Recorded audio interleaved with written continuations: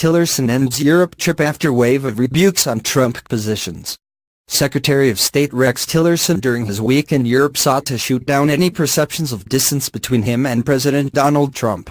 He faced questions from allies at every turn about the president's most controversial decisions, including his bombshell midweek announcement that the U.S. was recognizing Jerusalem as the capital of Israel. But Tillerson defiantly made his way around Europe regardless.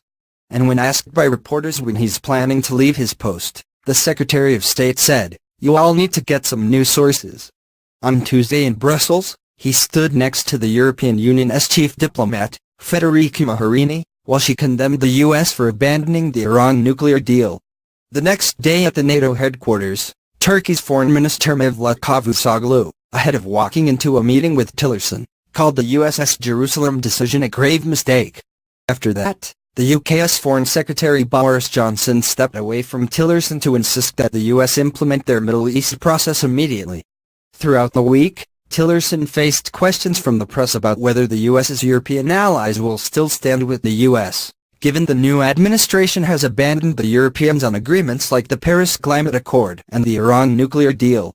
But Tillerson seemed to suggest that the door is still open on issues that Trump has wholly dismissed.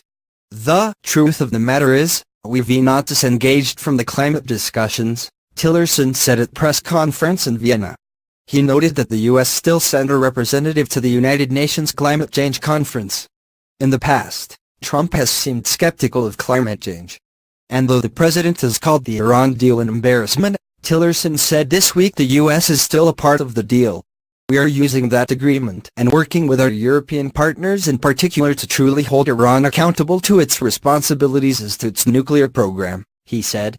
Regarding the announcement on Jerusalem, Tillerson seemed to downplay the president's words. "The reality is as you wake up today after this announcement, nothing is different, other than the president has now implemented the 1995 law." He added, Trump also made a statement regarding the final status of Jerusalem was something that is left for the parties to negotiate. Tillerson had a short break from rebukes at the Organization for Security and Cooperation in Europe, where Ukraine was top of the agenda.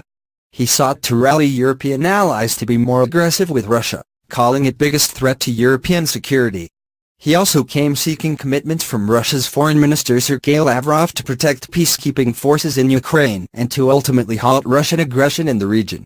On Thursday, when asked what type of progress came of meeting with Lavrov, Tillerson said, "We get progress, that is what we get. We get dialogue, we get cooperation," he added. "We don't have it solved. You don't solve it in one meeting."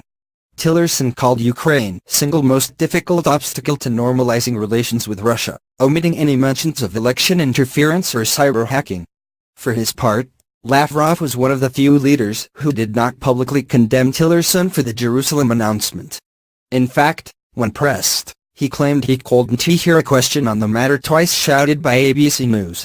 The next day in Paris, Tillerson faced pushback on Jerusalem from the French President Emmanuel Macron and Lebanese Prime Minister Saad Hariri while he sat in the front row of the French Foreign Minister's office watching their statements.